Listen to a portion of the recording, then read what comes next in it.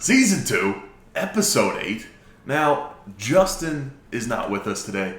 He has some personal matters to attend to, which just means I get to talk to this fine, young, strapping gentleman about all the wide world of sports. That means our voices get to be heard a bit more today. Exactly. Yeah. You don't have Rain Man over here with the statistics every 10 seconds, which we'll see if it's nice or not. And we can shit on the Canadians as much as we want to now. Yeah. Honestly, Waterboyz may move to 2 co-hosts.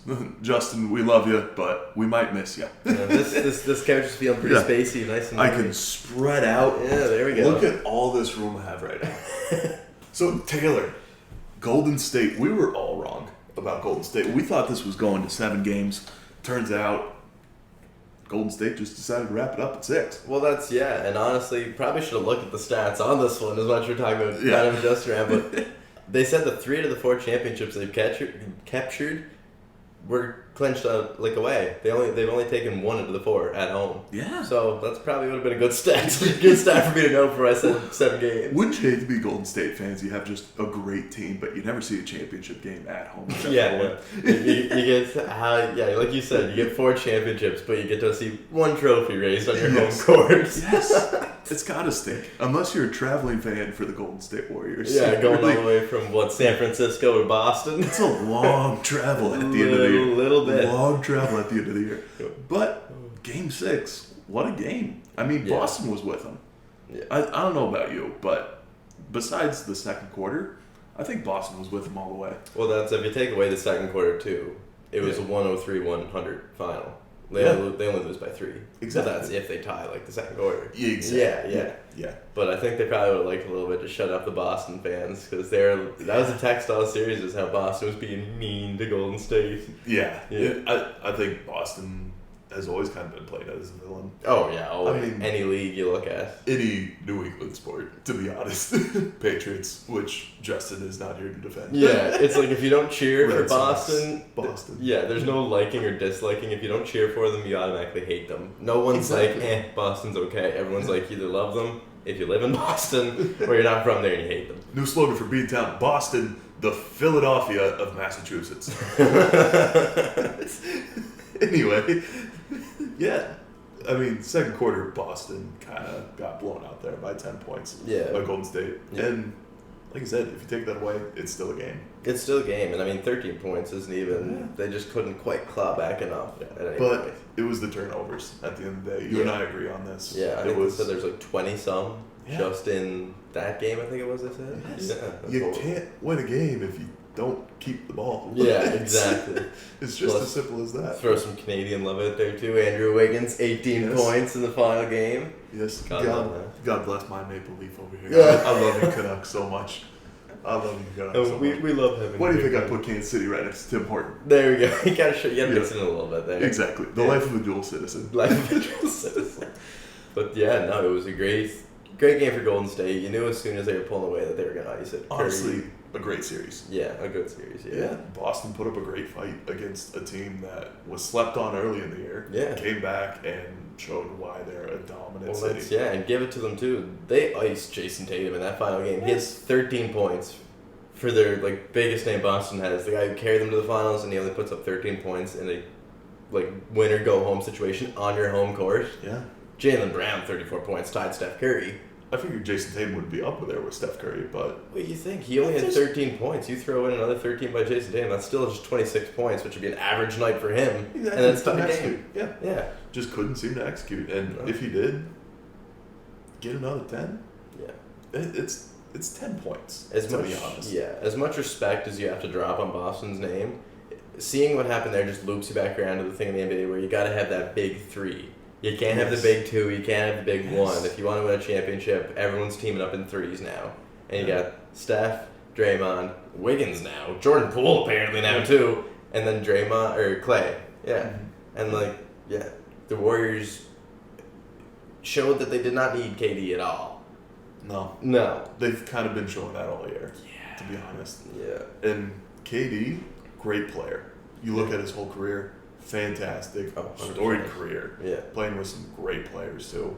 Yeah, Golden State didn't need Kevin Durant for a long time now. And it seems like Brooklyn doesn't either. No.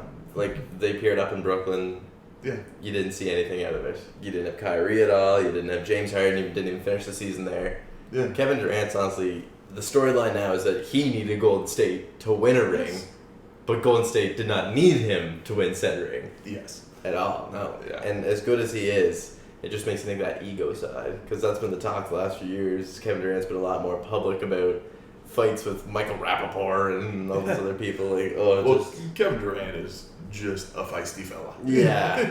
The Twitter game is strong on that the Twitter game is strong with that one, yes, yeah.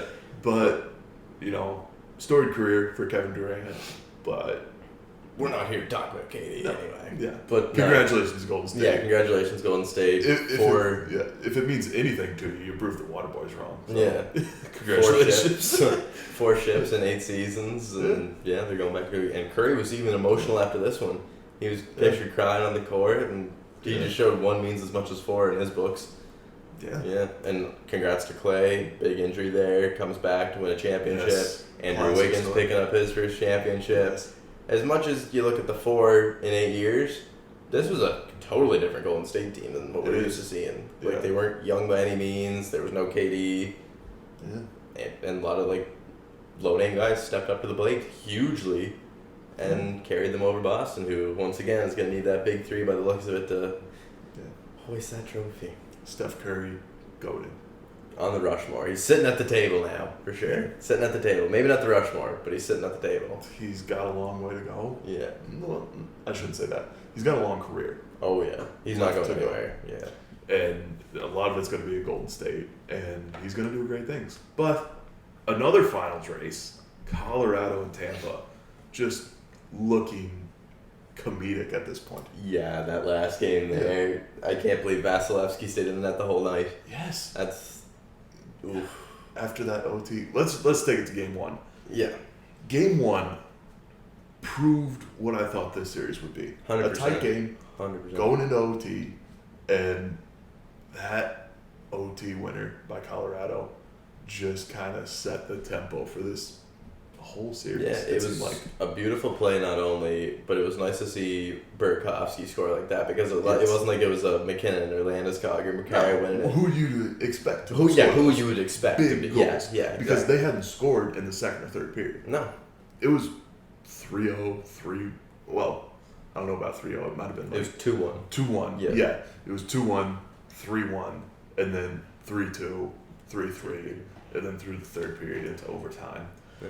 And honestly, that was just a great game to watch. It was a great game to watch, and it's exactly what you want in a playoff atmosphere like that, to go in 4-3 in an overtime with a sold-out Barron in Colorado. That's honestly perfect hockey. Yeah, and after perfect hockey score. Perfect hockey score, and after they've waited so long to get into the Stanley Cup Finals. Like, after they were put out last year, McKinnon said, I've been in this league 7 years and I have nothing to show for it. Yeah. Nothing about the team, nothing about anything else. He just said, I've been in this league 7 years, I got nothing to show for it. So this year was kind of like, if he didn't make it to the Cup Finals, he was good. Because he took a hometown discount to keep that team together. He's only getting paid, $7 million a season? Yeah, just keep the cap space. Yeah, that's all. He took the hometown discount when guys like Mariner and Matthews wouldn't. And McKinnon's in the Stanley Cup Final now. Yeah, it's... Salary cap is a sensitive topic. Salary cap is horrible in the NHL, you can't do much. There's no such thing as making a big 3 when you look at the NHL. We thought Tampa broke it for a while, and maybe they still have if they come back. The Kucherov rule? Yes, but it's honestly, it needs to be fixed. It needs to be raised. Big time. They're raising it, but probably $1 million at most, and that gives you enough to sign a 4th line hack. Yeah. Get you another Ryan Reeves. Exactly. Signed to Jason Spezza. Jesus. Yeah, it doesn't need to be removed completely, because I think a salary cap is very important in competitive sports. Yeah. Because, just look at baseball. It's ridiculous. Yeah. How good are the Yankees, and how long have they been good? Since baseball's creation? Yeah, exactly. I don't think the Yankees have ever had a season where it's like they're going to go through a rebuild here. Well, roster-wise, they've been maybe you get some new players here, but they've never. I don't think New York has ever hated the Yankees, and I don't think LA has ever hated the Dodgers. No, the Yankees have never been the Mets. Yeah, no. So, I think that's perfect lead into baseball here. I mean, Toronto's kind of flattening out here. I don't want to say flattening out. Yeah, they were. I don't want to say plateauing. A rough week. I don't want to dig on you. No. I don't want to dig on you too much. A rough week. Because you don't have Justin here to back it up. No, just back it up. Yeah. No. But 5-5 in the last 10. Yeah. 500. Rough week. It was just, you get a win, and then all of a sudden it was, you beat the Orioles 11-1, then the Orioles beat you 10-2, and then the Yankees beat you 12-3, and then you beat the Yankees today 10-9, but it was a big comeback today. And the Yankees beat you, what, 4-0 too on 4-0 yesterday. Yeah, Manoah got his first second loss of the season. So they go 1-2 against the Yankees, which any win against the Yankees is a good win, I'd say. But that grand slam, that looked amazing. Because you were down big. Yeah, it was you were nice. down, what, 8-3? 8-3, Gurriel Jr. hits the grand slam, make it 8-7. And then Teo hit the 3-run home run to make it 10-7. Yeah. Or 10-8. And then they got 1 run, 10-9 final. But Teo had a one of them bat flip mean mugs on him when he hit. He knew that thing was gone as soon as he cranked it. You crank those, you just know. You got to feel it. Whenever it comes off the barrel, you know when you got something on your sleeve. I remember my T-ball days. I know when I make good contact. But no, it's... What do you think Toronto needs? I mean, they just don't have... I don't know. You said it was pitching, then they fixed pitching, and then the offense lacked, and then you fixed the offense. Now you have a good team, but what do you need to be a great one? I honestly don't know what they need at this point. I think bullpen help for sure. I think you always need bullpen help. No matter how good you are, you can't have too many good arms. Yeah. But I think the starting rotations, honestly, even without Ryu, they're going to need, at this point, I don't think there's any big splashes they need to make. They need depth. Yes. They need to add, with Ryu gone now, which isn't like a huge loss, to be honest. And the bullpen's good. But you can never have too much depth, so add a 4th, 5th line of the rotation guy, get some... Yeah. I'd go for arms, I'd focus more on the bullpen. I want some more lethal arms to shut down in big late innings, and then you can just get a 4th, 5th day guy for your start rotation. Somebody who's going to maybe 3, 4, 5 runs a game. Yeah. Because it's not great, but I mean, if your offense is good that day, they can handle it. I'll tell you, one of my favorite things in baseball is just a closing pitcher. Oh, They just seem to be the most hilarious, energetic, and outgoing guys. It's where the emotion comes from. It's just, oh man, you need one. Yeah, I'll never forget Ken Giles punching himself in the face after getting yanked one time whenever he was in Houston. I just can't stop thinking of the movie Major League. What's that song he walks out to? Anyway, yeah. But no, I can't. There's no more emotion or energy than a closing pitcher when they get a save in a big situation. Like Romano today. We're shooting this on a Sunday, by the way. Yes. So, Happy Father's Day. Yeah, Happy Father's Day. If pops. You're watching this on Wednesday and you didn't give your father a shout out, I mean, I'm sorry. What are you doing? Well, can't judge everyone's situation. But, if you are close to your father, give him a hug. Go for a barbecue with him. Happy belated Father's Day wishes. Yes. Just say you were busy on Monday, Tuesday, and Sunday. You had things to attend to. Yeah. But, my Cubs. I'm starting to get sad. I had some faith. Hey, they killed a big win streak. They get to be the Raiders in the parade. Yeah, I mean, good on them. Yeah. But at this point, I think 18 games behind last I just saw. Yeah, it'd be something like that. It's not. And an L today. Yeah, but the Atlanta Braves were on a 14-game win streak. And then here comes the Cubbies, killed them 1-0 to break that 14th game win streak. And hey, here at the end of June, we get to play the Cincinnati Reds, which will be a battle for a draft pick. A battle for a draft pick, yeah. The very least. Yeah. And then there you go. My hometown of Kansas City getting pumped by the Oakland Athletics today, which I think I had coming after I ripped into their attendance. It's just karma. I mean, Kansas City, I'm sorry. I love you, but I jinxed it.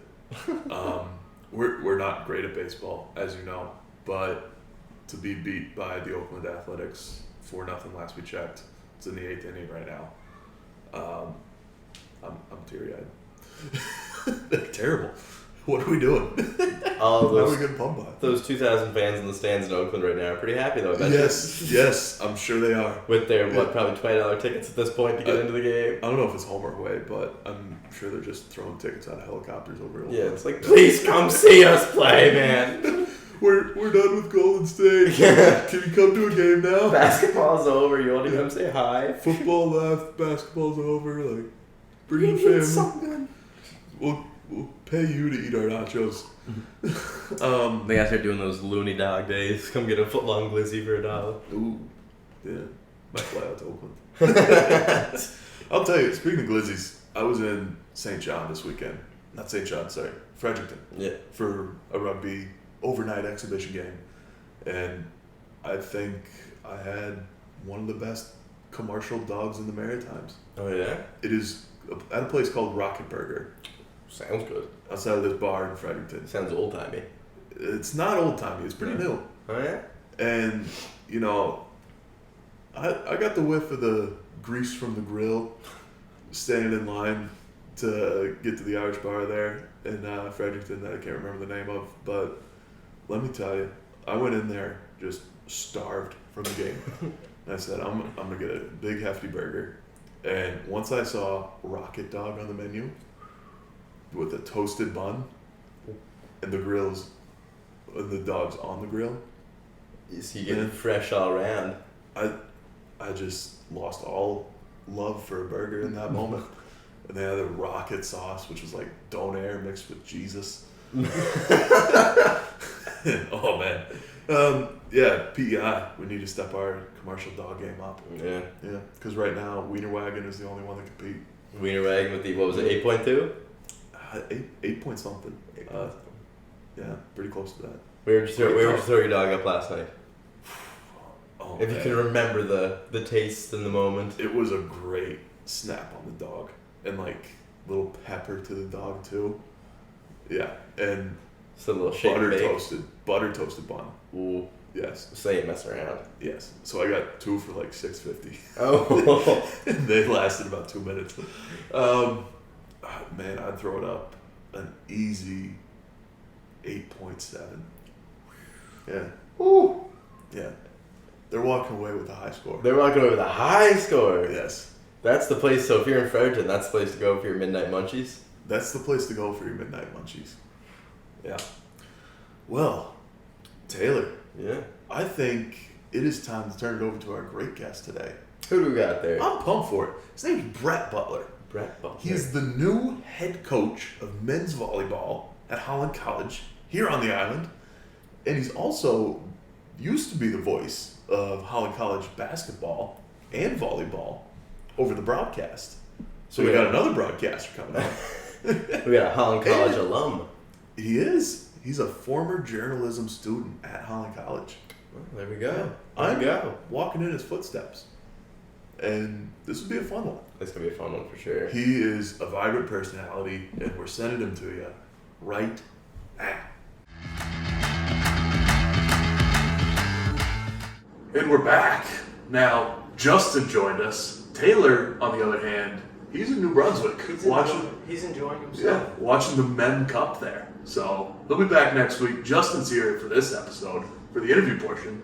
A little mix up on this, but today we're joined with Brett Butler, new Holland College men's volleyball coach. Yep. How are we, Brett? Doing great. Happy to be here. Good to have you. Busy week. Yes, it was a very busy week. Father's Day weekend. We got out to Surrey. Oh, so yeah? my dad's cottage lived there, so spent some time up there on the weekend and kind of messed up the schedule for recording this, but Oh, we're here now. No worries. no. I mean, That's what the Waterboyz are all about. yeah, we adjust on the fly. Inconsistent, but posting every Wednesday. Yeah. For sure. So, you started out, well, the later end of your playing career at Holland College for the men's volleyball team, and now you're coaching it. How does that feel? It's pretty crazy, you know. When I first came to Holland, I actually played all 5 years at Holland, which is pretty rare. And the program wasn't anything special. It was just startup league, 4 teams. Kings had just dropped out, so the league was on the fence. We needed teams to commit, and we got the hosting nod for my first year, so that kind of gave me the boost to come play at Holland. And yeah, it's grown every year since, and we've gotten even more competitive. Last year was a bit of a hiccup, but it was a COVID bounce back year, so that wasn't the norm. Now, you're from the island, you said. Did you play in high school? Yeah, I played at Arenburg. We weren't very good.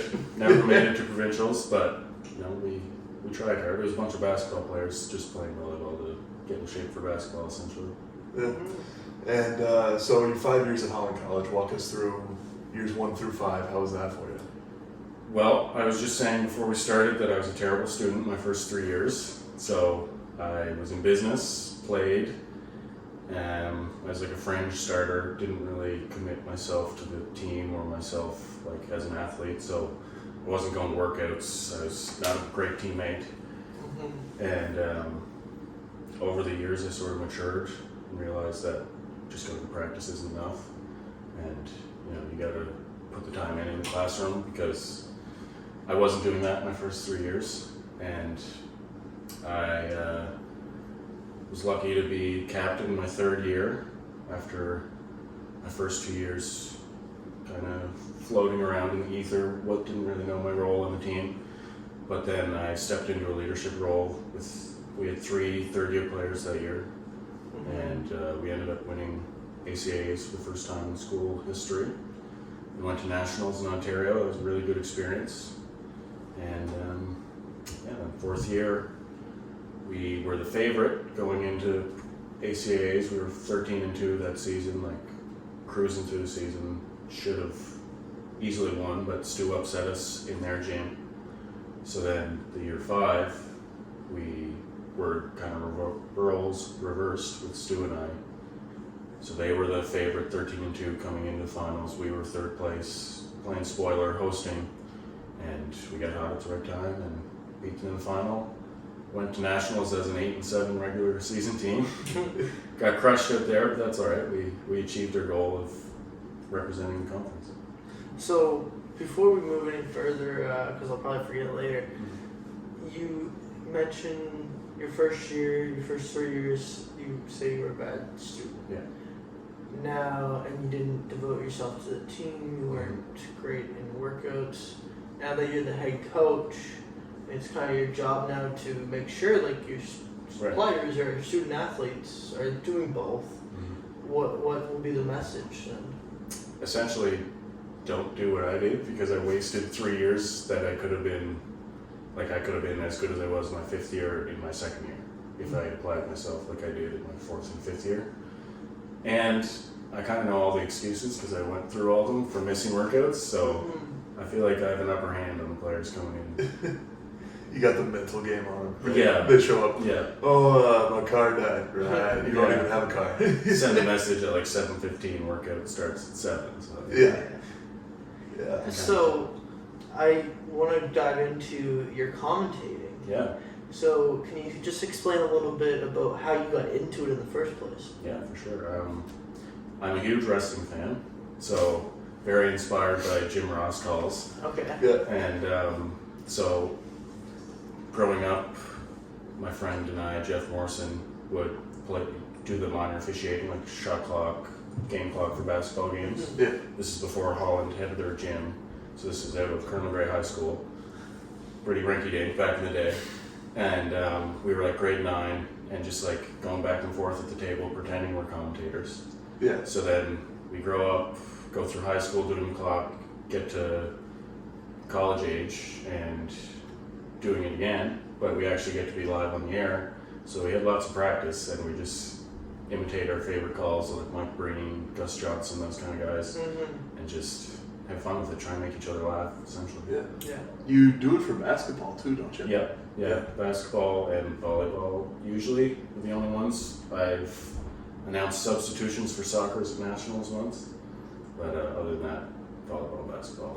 Now, do you find there's a difference when you have to like trying to announce one game compared to the other? Do you feel like you have to like lower your tone of voice when there's doing like volleyball or something? there's peaks and valleys of the game, so you kind of got to feel it, but you kind of know when the moment's right to get excited, and the crowd will sort of tell you when it's that moment, or it's just crunch time, end of the game. Yeah.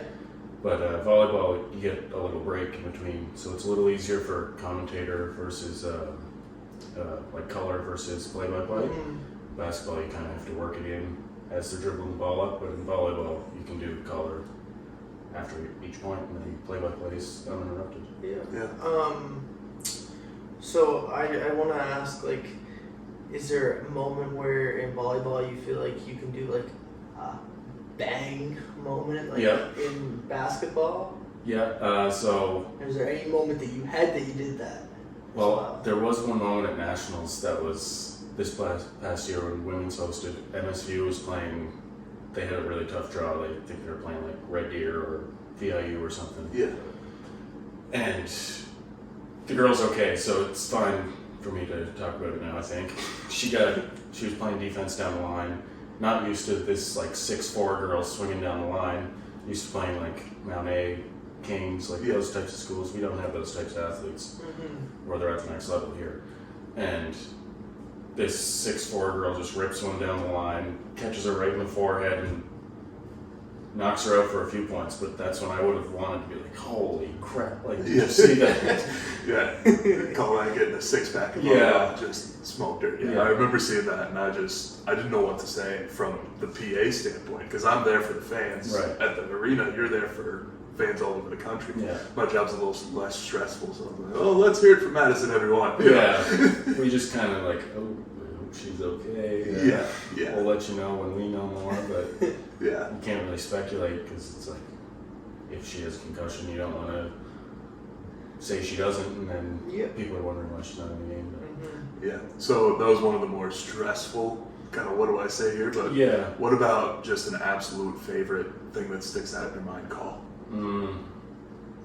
I called a half-court shot at halftime once. That was pretty fun.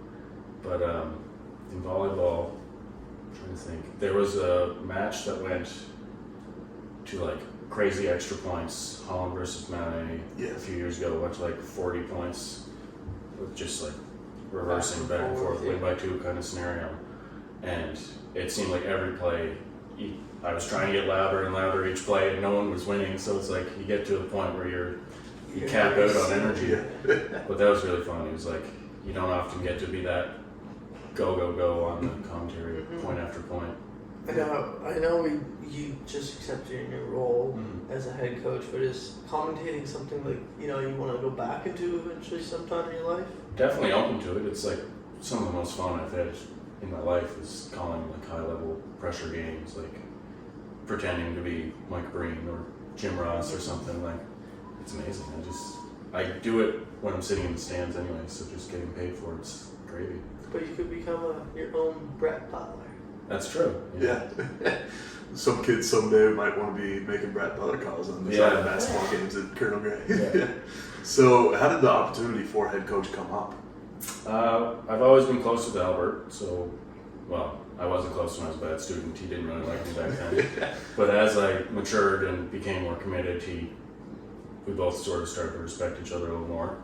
And that relationship grew to being peers almost. He's still an authority figure over me, obviously, but I feel like we can talk openly and be friends outside of the business part of it. So as soon as I heard Hayden was leaving, I threw my name in the ring, and it just so happened that the selection committee landed on me, and then it's been full steam ahead from there. I don't know. How busy has it been since they announced it? Surprisingly, it's been okay. Hayden did a lot of the recruiting work for me. Okay. So we had quite a few guys ready to come in, committed already, and I just sort of stepped in, reassured them that everything's going to be status quo. Like, I'm not going to pull the rug out from under anyone, like scholarship-wise, or I don't know what he promised playing time-wise, but it's, I called everyone and said who I am, what I'm about, what I expect, and everyone seems to be on board. So.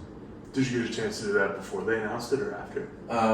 Sort of before and after. Like, the guys are busy with school, they were traveling for provincials, for club, like they were all doing their own thing, so it was just whenever we could fit in a call, I'd introduce myself, but they definitely saw an email from me before it was announced. Now, you were a part of the team this past year, so they might know a little bit about you. Yeah, the returning players, I think, have a pretty good idea of who I am and what I'll be expecting as a coach. What difference do you think you're going to bring to Holland that Hayden didn't have that you think you can bring in?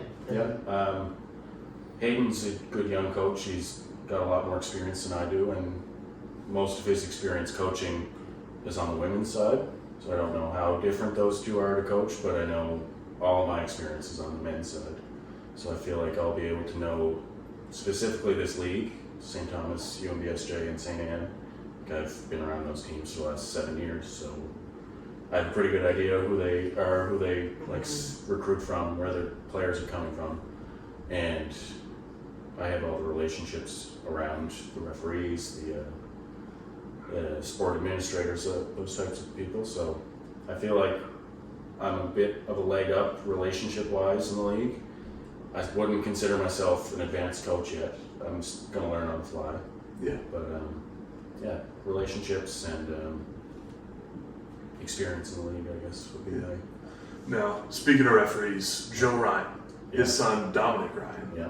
You played with him. Yeah. Joe was my coach and Dom was my teammate. Yeah. So, what was it like being in the middle of that family? Well, they often drove me home because I lived like right next to them. So it was weird because there's Joe in practice and then there's Joe outside of practice, and he's completely different. He's very stoic and like strategic, doesn't really say much, doesn't let on what he's feeling. Mm-hmm. But then once you get him inside the gym, he's just like a jokester, just like Dom is. Yeah. And then it's just funny to see that Switch. flip of the switch, yeah. Because it's coach and player when it's on the court, and then it's father, son, friends off the court. It's pretty cool. So, what was it like seeing him go from coaching to refereeing and refereeing your games in that? Well, I had experience in him refereeing it for me because high school he would do those games, and junior high he's like one of the lead officials for PBI. So I was familiar with him, and he's the type of ref that won't really talk too much. Like some people will take a little bit of egging on from the captain, but Joe's got a pretty short leash. He'll just tell you to back up pretty much. And now that he knows me even more, he won't listen to me even more. Like as soon as I look at him, he's just like, "Don't bother." Yeah. Hayden was pretty fiery on the sidelines. Fiery, yeah. Yeah. Do you think you'll fill those shoes, or kind of take a bit more? I don't honestly know how I'm going to react if, say, there's a really absurd miscall or maybe whatever happens. Yeah. I don't want to be that type of coach. I'm not saying that one type of coach is better than the other, but I liked when I was playing to look over at the sideline and see control, calm, focus, because I didn't have those traits as a player, so I needed someone to even me out. So if I want my players to see that, I think I need to be a little more composed or controlled or maybe even keeled. Yeah. Not get too high, not get too low kind of deal. But I don't know, I'm not afraid to get in someone's face. I'd be more likely to yell at one of my players in the ref, I think. Yeah. So what was the switch for you mentally, going from player in the first 3 years who wasn't there much to coaching and taking on that leader role? If we're being honest, I met my girlfriend and she kind of pointed out all the things I was kind of cheating on, being like, okay, you're doing this half-ass, you could be a lot more than you are. And she was right, so credit to her. Brittany States, shout out. She inspired me to apply myself in school and be there in the workouts, be a leader by example, and that's all it really was, just a switch mentally to not really accept anything less than what I'm capable of. And that's went on to be honors in school after being on academic probation 2 years ago, so it goes to show that it's a lot of your own getting in your own way when you're not achieving the things you think you can. So it's big to find people around you that can support you. Yeah. So is she going to be the assistant coach? She is. Elbow in the ribs? Yes. Oh, really? Yeah. Yeah. Which is, it's nice. Hopefully we'll be able to, we've worked together in the past, like we've worked at the same restaurant, we've worked at the desk together at Holland and all sorts of stuff. We've lived together for 5 years already, and so we're pretty good at being together in stressful environments, so I think she'll be able to even me out if I'm getting too excited, and she's a lot more organized than I am, so it's good for that side of things too, like reservations at hotels and restaurants, that kind of thing. I'm more like game mode. I'm not great at the outside of volleyball stuff. She was the assistant coach with women's this last year, wasn't she? Yeah. Yeah. So she was thinking about going back to women's, but when I offered her this job, she's like, okay, we don't have to spend every evening apart from each other now. Because it was like, I'm at practice hour and a half, 2 hours, I go home. She's at practice hour and a half, 2 hours, then the evening's over. So you get home, maybe watch an episode of something, then go to sleep, go work. So it's going to be a lot easier on our relationship that way, I think. Yeah. So the goal this year, I mean, obviously beat St. Thomas. Yeah. They're kind of the team to beat. What else? Stu's the team to beat coming in. They have a lot of returning players, so they're going to be strong again. They're well coached. But I think the goal is just going to be more consistency from our players. There's a lot of high and low moments. Yeah, sort of like we'd have a really good practice, and then we'd have our worst practice ever. And then we'd do something positive in game, and then the next game we'd do that part of the game horribly, like miss a bunch of serves after having a great serving game. So I'd like us to be able to continually get better at things throughout the year. I know it's cliche to peak at the right time, but like it's a long regular season for one weekend of meaningful volleyball, essentially. And yeah, I know it's the regular season, 8-7, we won and went to nationals, so it's not all about regular season. And just continually getting better and being versatile, because injuries can happen. Academic probation can happen. Yeah. So you gotta be ready for anything. So when's like your, I would say like off-season training starting for you this year? Like you're brand new in the job. Like, is it something that you are like really wanting to get after right away? Like getting in the gym as soon as you possibly can with the team, or no? Yeah, I mean, as soon as people get here, I'm gonna be in the gym. There's only 2, maybe 3 that are on the island, so that part makes it tough. But Wyatt from Sport and Leisure, or Sport and Rec is what it's called now, I think. He's our like strength coach for all the Holland teams. Mm-hmm. So he's set up an app and got all the guys' emails that have been recruited. And they're set up on a workout plan that Wyatt can monitor, and I'm on it too, and I can see who's doing things. But a lot of guys are playing summer volleyball, candy games this year.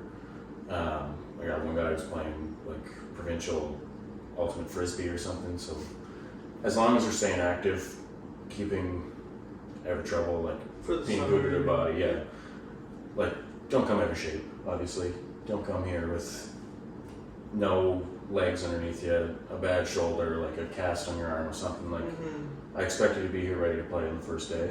Yeah.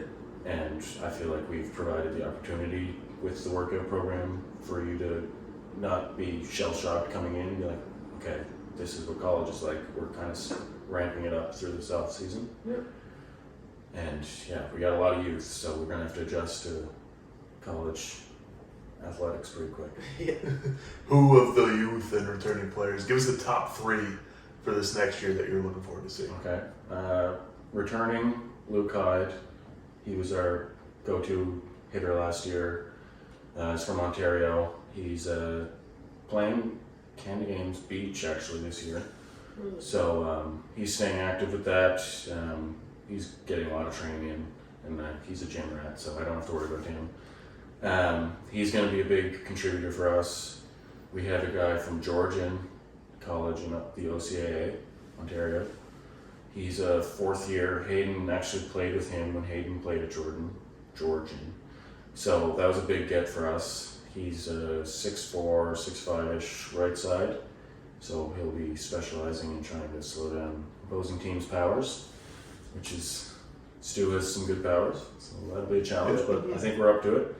And then we have middle from New Brunswick, Blair Stanley. He's been announced as well on the Instagram page for Holland. He's a really athletic guy. Comes from a small high school, but I watched him play in provincials, and it's not easy to play volleyball with people who aren't up to your level. And he did a really good job. He impressed me a lot with his leadership and bringing people up around him versus sort of playing down to like a lower. It was like the lowest level or tier for the high schools, because I think his school like 100 in his graduating class or something. It's like Stanley Consolidated. I've never heard of this school before. Never heard of that school. Don't need to worry about not academic probation for him, though. Yeah. I don't think so. No. Yeah. Yeah. So he jumps out of the gym, and I've seen a few highlights. And that weekend I watched him. He's gonna be solid. He's a big jumper middle. I know you said you don't really have a exact goal on what the season you expect. You want to get better, like you said. But is there a 10 wins on the regular season you would like to hit? Is there make it to the finals in ACAA? Or? Yeah. So at the start of the season, I want to get everyone together and have a goal setting session. I think it's important the goals come from them because if you don't believe in what your team's going towards, you're not going to be motivated to put the effort forth. So I want them to have an input, but specific goals that aren't outcome based, can't be saying, well, we want to win final. Okay, well, how do you do that? Yeah. We want to be a good serving team. We want to be a good defensive team. How do you do that? Right, we're going to work hard and practice every day. That's something we can achieve. We can measure it. We can say, okay, we're lacking. We need to identify this defensive play that we're screwing up, and we need to work hard on it for a week. Those are achievable goals that are time-based. By the end of the week, you can say, did we get better at this? Do we need to keep getting better? But season goals, obviously get to the final. Compete in every match. I don't want us on a road trip, lose the first game on a Saturday, and then be like, oh, okay, let's just get out of here.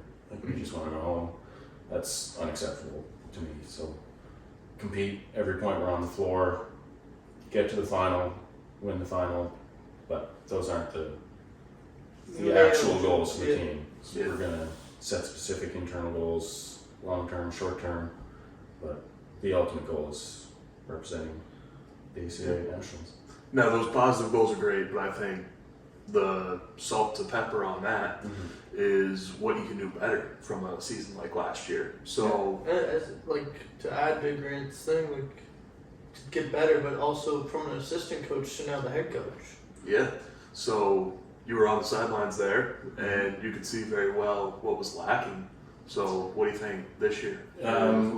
Overall, I don't want to call players out individually, but as a team, we did not work hard enough. We worked as hard as a two-wing team. Yeah. It was, some days were pretty rough. And I give credit to the guys that showed up every day and worked hard, because there were some guys like that. But there's other guys that were there to collect their t-shirt, say you got the Instagram picture, and then you're done with your day.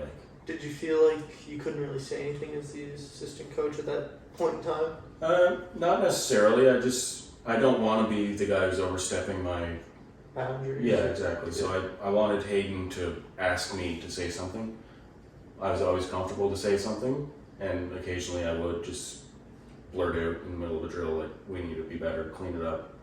But I wanted him to have the word, and then I would come in after with something tangible, because he was usually okay with being the bad cop, so that kind of made me have to be the good cop sometimes. Yeah. But work ethic, commitment, and just keeping every day a step higher than the day before, instead of taking steps back. Now, hot take here. Yeah. Hayden did, after all, coach women's and men's. Do you think for the women's side, hosting nationals kind of took him away from the men's side in the late season?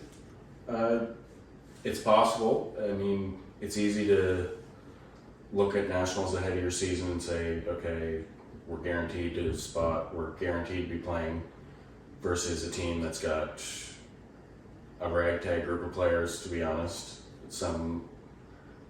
Like Luke is a player that could end up at AUS, and then we had some guys who were good on their high school team, and that's fine, but that's not the level that Luke was at, so there's a huge gap.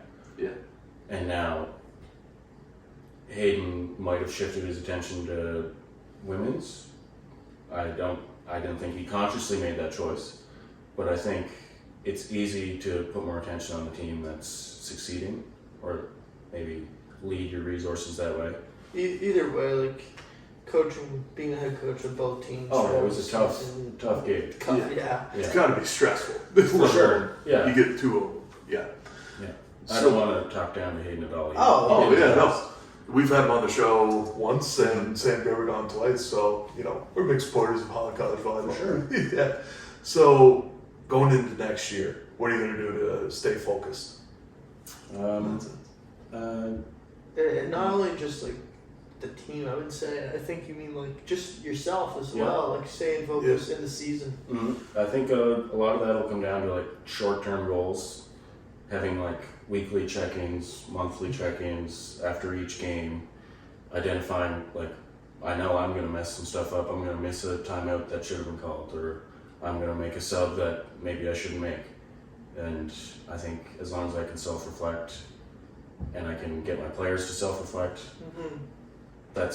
we're not going to make the same amount of mistakes we do the second time if we look back and see, okay, in this situation I did this, probably better to do that. And then have that fresh in your memory going into the next. So